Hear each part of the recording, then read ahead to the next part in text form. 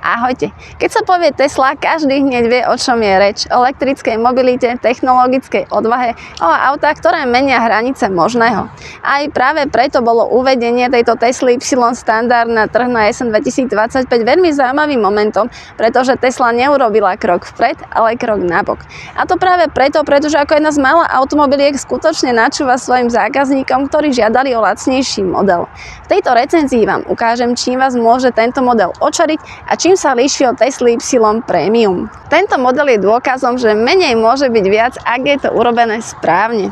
Dizajnéri tu stavili kartu na nadčasovosť, čisté línie, aerodynamiku a tá je tu hlavným hrdinom. Nenájdete tu výčnelky, hranaté, ostré tvary, ale naopak uhladené línie, ktoré doslova nechávajú vzduch klzať okolo karosérie s minimálnym odporom. Najväčšie zmeny oproti Premium tu môžeme vidieť v tom, že už tu nemáme svetelný pás, ale máme tu po bokoch full LED svetlomety, majú veľmi dobré osvetlenie, aj som ich otestovala, ale to uvidíte neskôr vo videu. A oproti predošlej verzii Y Standardu pribudla aj predná kamera. Auto stojí na 18-palcových diskoch kolies a taká zaujímavosť, keď vás zaujímalo, ako vzniklo toto T-čko, čo majú v znaku, tak je to vlastne prierez elektromotorom. Auto sa odomýka a zamýka digitálnym kľúčom, ktorý môže mať buď vo vašom smartfóne alebo NFC kartou.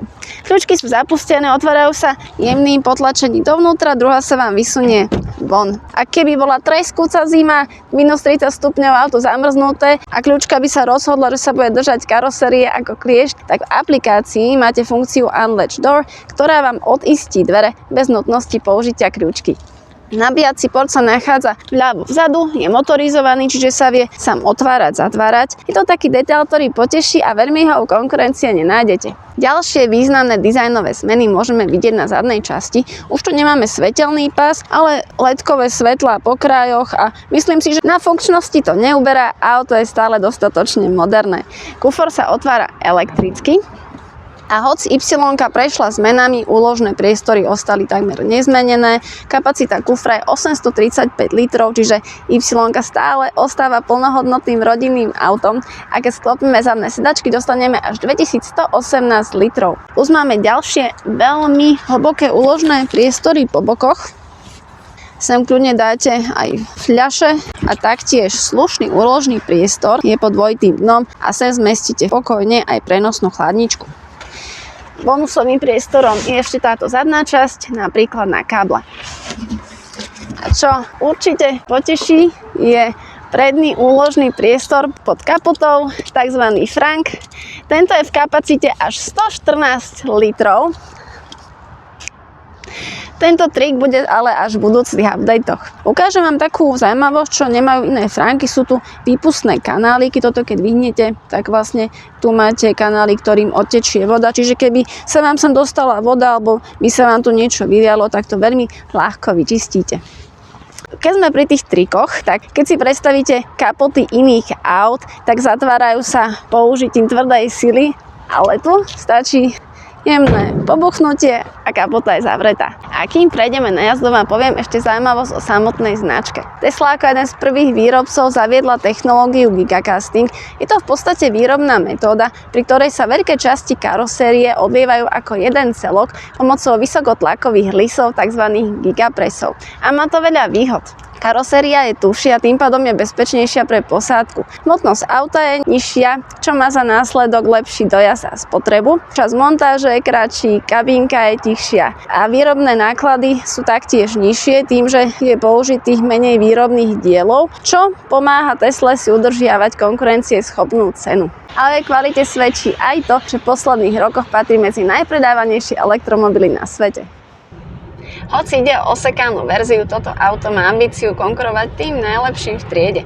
Najväčšími rivalmi sú mu Škoda Enyaq, sú v podobnej cenovej kategórii a kým Škoda Enyaq boduje komfortom a tradičnejším prístupom, Tesla ponúka oveľa lepší ekosystém a tepelné čerpadlo v každej výbave.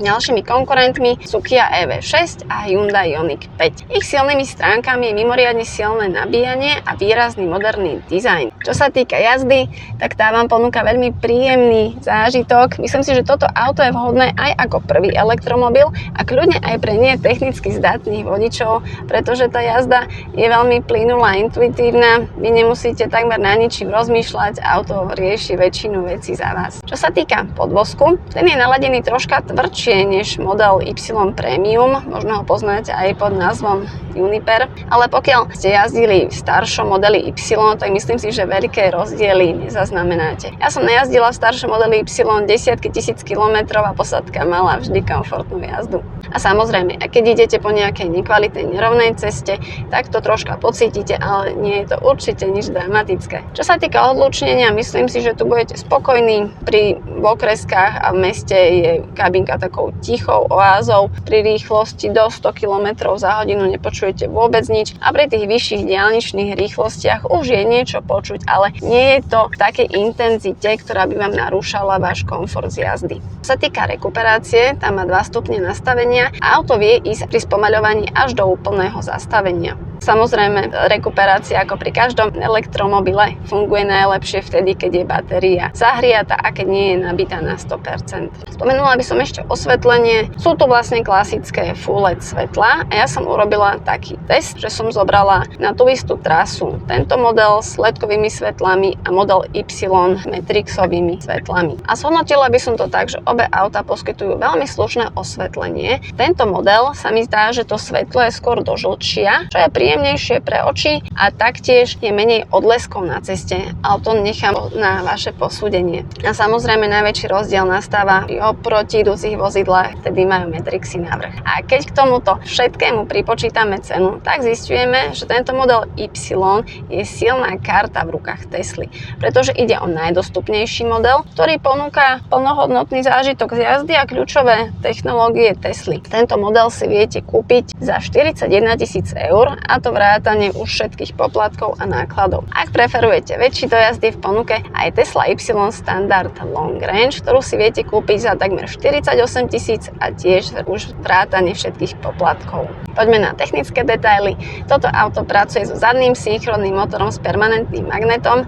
Výkon motora je 220 kW, čo predstavuje 300 koní. A poviem vám, že ide o riadne našlapané kone. Keď ich vypustíte zo záprahu, sa rozbehnú s takou chuťou, že si môžete jazdu užívať od prvej sekundy. A samozrejme Tesla má v ponuke aj oveľa výkonnejšie auta, ale garantujem vám, že na každodenné jazdenie vám tento výkon bude určite stačiť. Zrýchlenie z 0 na 100 má auto za 7,2 sekundy a maximálnu rýchlosť vie dosiahnuť 201 km za hodinu. VLTP dojazd je tu 534 km, čo je slušné. Priemerné spotreby si nechám ako čerešničku na záver. Čo sa týka záruk, Tesla poskytuje 4 roky alebo 80 000 km a na batériu 8 rokov alebo 160 000 km. Plus sú tu pravidelné aktualizácie vzduchom over the air, čiže auto si same sťahuje a aktualizuje software a vždy to prináša nové alebo vylepšené jazdné, bezpečnostné či zábavné funkcie. A to, že nemusíme každý rok chodiť do autorizovaného servisu, je nesporne aj veľká časová a finančná úspora. Ja mám takú informáciu, že v Bratislave by mal už čoskoro pribudnúť aj servis, a to na jar roku 2026, čo je veľmi dobrá správa. Poďme na asistentov. Tých má Tesla v rukáve naozaj požehnanie. Nebojte sa, nebudem vám ich tu všetkých menovať, spomeniem iba pár. Je tu automatické núdzové zabrzdenie, asistent pred opustením jazdného pruhu, asistent pre monitorovanie mŕtvého uhla. A ja by som ho skôr privítala v pätnom zrkadle než v infotainmente, ale dá sa tu dokúpiť aj taký svietiaci pásik a celkovo v Tesle si viete dokúpiť veľmi veľa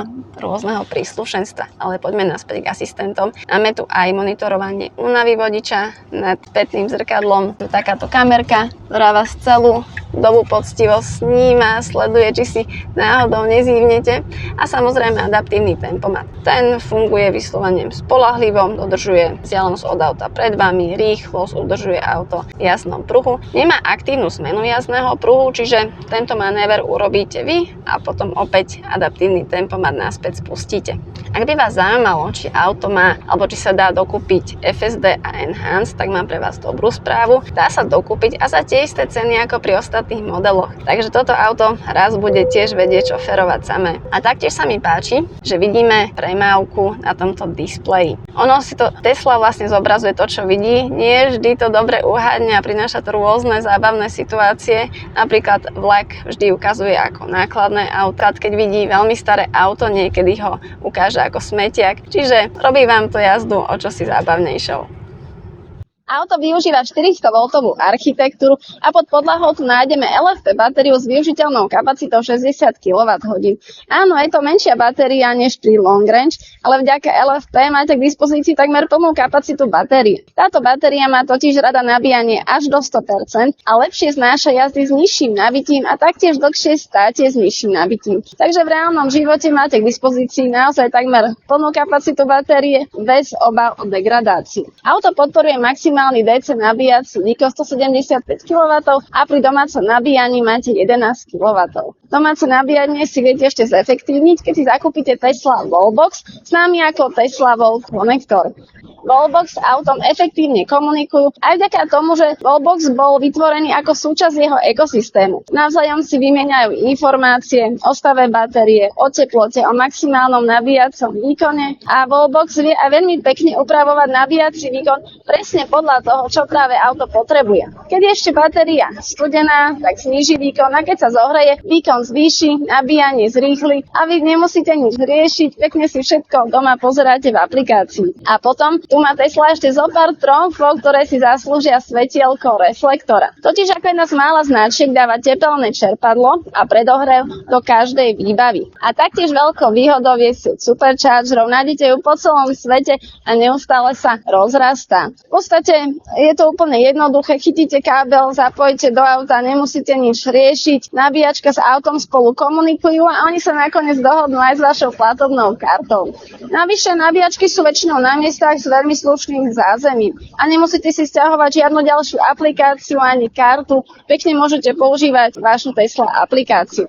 Vidíte tam aj ceny a tie sú pre všetkých rovnaké. A Tesla si tu udržiava aj poriadok, pretože keby ste stáli s nabitým autom na nabíjačke, tak vám začne účtovať poplatok za blokovanie nabíjačky a tým pádom sa vám nestane, že prídete k nabíjačke a budú tam autá, ktoré už majú dávno nabité. Ak tam však bude stať spaľovacie auto, to je už kapitola sama o sebe a myslím si, že každý elektromobilista by o tom mohol napísať aj vlastnú knihu.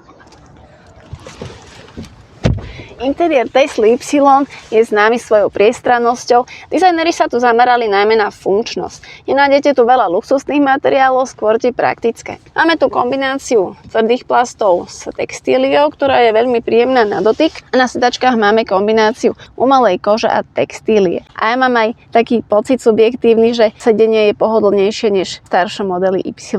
A veľkou výhodou Tesly je, že si tu viete vytvoriť váš profil s vami preferovanými nastaveniami. To znamená, že keď si sadnete do auta, všetko sa prispôsobí tomu, ako vám to najviac vyhovuje. Čo sa týka sedenia, ináč je veľmi pohodlné, mäkúčke, dobre tvarované, predné sedadlá sú aj vyhrievané a oproti Tesla Y Premium sa nastavujú v infotainmente, pekne si tu viete posúvať dopred, dozadu, dohora. A čo sa týka priestoru, táto mám dostatok aj nad hlavou a myslím si, že aj vyšší ľudia tu budú mať pohodlie. Máme tu slušný úložný priestor vo dverách, ďalší úložný priestor v stredovej konzole aj s USB-C portom. Ďalší úložný priestor máme Glowbox, priehradku pred sedadlom spolujazdca a otvára sa v infotainmente. A čo veľmi oceňujem a prečo tohto dizajnera mám rada je, pretože myslel na ženy a ich kabelky. Tento priestor je na to presne určený a vôbec to nie je detail. My tie kabelky mať niekde musíme. Ďalej tu máme bezdrôtové nabíjanie telefónu a oproti verzii Premium tu niečo chýba a je to panoramatická strecha. Ja ako vodič si ju aj tak veľmi neužijem, pretože vždy som na tomto mieste, ale je pravda, že deti ju majú radi. Poďme na volant, ten je trojramenný, veľmi dobre sa drží, naľavo ovládame svetla, stierače, zvuk, napravo tempomat hlasového asistenta. A vidno, že Tesla načúvala svojim zákazníkom, pretože vrátila sem páčku na smerovky a tá by mi tu asi chýbala, keby nebola. Čo je dôležité, je, že sa nezmenilo, je výborný ekosystém a to, že väčšinu vecí ovládame cez tento 15,4 palcový infotainment. Je veľmi rýchly, prehľadný, naozaj mu niečo vypnúť a myslím si, že aj ten, kto tu bude sedieť prvýkrát, sa tu veľmi rýchlo zorientuje. Pre mňa je takou alfou a omegou navigácia. Veľmi pekne má vyhľadá trasu. Ja som si dala napríklad Prahu a vyhľadá trasu s nabíjacími zastávkami. Pekne vidíte, koľko sa zdržíte na každej zastávke, koľko tam budete mať percent, aké tam bude počasie a viete si pozrieť aj detaily o tej zastávke. Aké je tam zázemie, koľko stojanov je voľných, koľko je k dispozícii, aký je nabíjací výkon. Čiže nič by som na tomto nemenila. Čo sa mi aj páči, je, že si tu vieme nastaviť klimatizáciu a smer prúdenia vzduchu. To tiež nebýva v každom aute. A čo nemôžem vynechať, sú zábavné funkcie. No čo vám poviem, deti to milujú, sa tu fotia, veľmi radi si tu kreslia. A ja sa priznám, že ja som si veľmi užívala v zime tento Santa Mode, kedy namiesto auta tu boli sánky so Santom a taktiež namiesto zvuku smeroviek boli roľničky. A čo by som ešte chcela pochváliť, je výborná cúvacia kamera. Má perfektné rozlíšenie pri parkovaní. Vidíte auto aj z táčej perspektívy, aj vlastne z každého uhla. Vidíte dozadu. Naozaj aj ten, kto by sa bál parkovať, kto to nemá rád, tak myslím si, že pri tomto si to určite obľúbi. A samostatnú pozornosť si zaslúži výborná aplikácia Tesly. Z pohľadia vášho domova si viete vykúriť, vyklimovať auto. Vidíte polohu auta, viete si naplánovať trasu, poslať si ju do auta. Taktiež tu máme Camp Mode, slúži na oddych v aute, kedy vám udržuje stabilnú teplotu v aute, aktívne USB-C porty a Dog Mode, ten slúži na krátkodobé ponechanie vášho napríklad psíka v aute, udržuje mu stabilnú teplotu v aute a na displeji sa objaví hláška, že váš domáci miláčik je v poriadku. Taktiež výborná funkcia je Sentry Mode, kedy vy napríklad hoci kde môžete byť a vidíte, čo sa deje okolo vášho auta a aj v interiéri.